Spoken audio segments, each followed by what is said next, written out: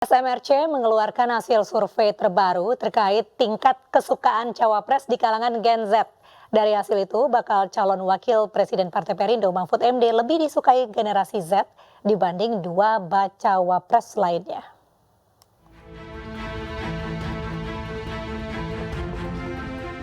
Bakal calon wakil Presiden Partai Perindo, Mahfud MD lebih disukai generasi Z yang akan menjadi pemilih pemula pada Pilpres 2024 mendatang dibanding cawapres lain.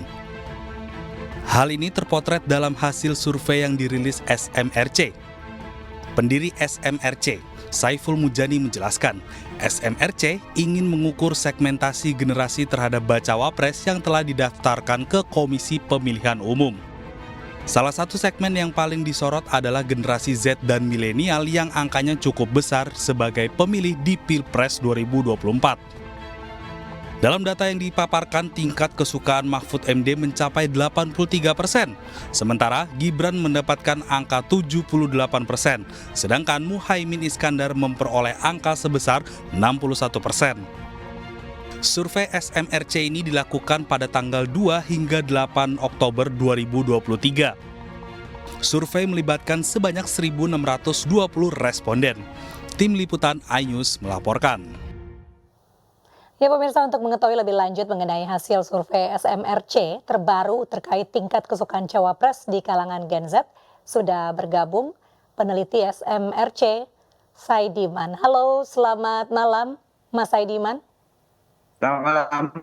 Ya, Mas Saidiman, apa yang sekiranya membuat Mahfud MD berada di posisi teratas di mata Gen Z? Padahal dari segi usia ada Gibran yang lebih muda. Iya, dan pertama-tama saya ingin menyampaikan bahwa memang hari ini kita sebenarnya SMRC punya program mingguan di kanal YouTube SMRC TV, di mana Profesor Saiful Mujani memberikan analisa terhadap berbagai macam isu politik yang ada.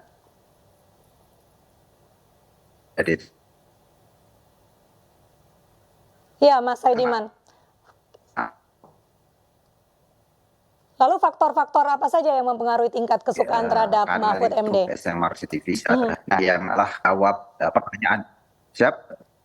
Salah satu temuan yang sangat penting dari analisa Profesor Saiful hari ini adalah bahwa ternyata usia atau generasi Z dan generasi Y itu sebetulnya tidak bias usia. Jadi mereka memilih bukan karena calonnya itu berasal dari generasi mereka, tetapi mereka memilih berdasarkan figur tokoh ya. Dan dalam kajian ini itu ditemukan bahwa Mahfud MD ini mendapatkan akseptabilitas atau likability yang tertinggi di antara calon-calon wakil presiden yang lain, bahkan likability-nya melampaui calon presiden. Jadi sekitar 83% dari yang tahu Mahfud MD itu menyatakan suka padanya. Sementara calon-calon yang lain, terutama calon wakil, saya perlu menyampaikan bahwa hasil survei ini dilakukan oleh Lembaga Survei Indonesia pada minggu pertama Oktober 2023. Baik, berarti seberapa kuatkah figur Mahfud MD di mata generasi Gen Z ini? Ya, kalau kita bandingkan dengan figur-figur lain cawapres, Mahfud MD relatif lebih diterima ya. Dan sebetulnya ini juga membantah asumsi orang bahwa hanya karena Mahfud MD di senior dari sisi usia kemudian dianggap tidak akan diterima di generasi Z. Justru generasi Z juga generasi milenial lebih cenderung menerima Mahfud MD. Bukan karena usianya, tetapi saya kira ya karena faktor rekam jejak Pak Mahfud MD sejauh ini.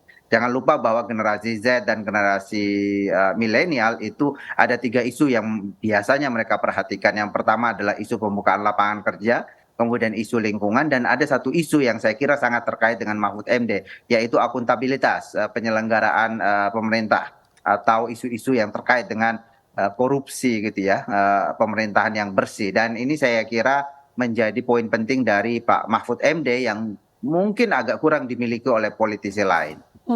Mas Saidiman, kalau kita lihat dari hasil survei di posisi kedua ada Gibran. Apakah ada kemungkinan Ya. Gibran berada di posisi kedua karena pemilih tidak menyukai politik dinasti Jokowi?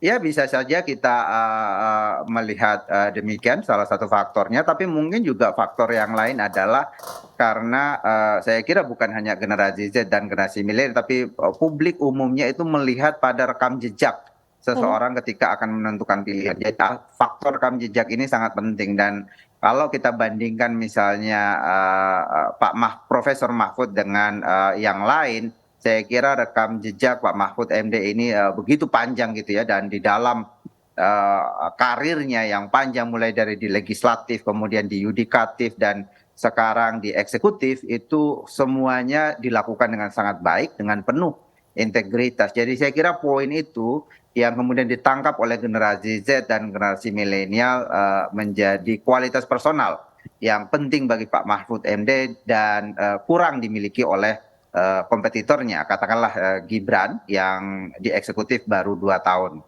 bahkan di Baik. politik sebetulnya masih kurang untuk kemudian kita bisa menilai rekam jejaknya begitu. Baik, terima kasih Mas Saidiman selaku peneliti SMRC sudah bergabung di iNews Malam.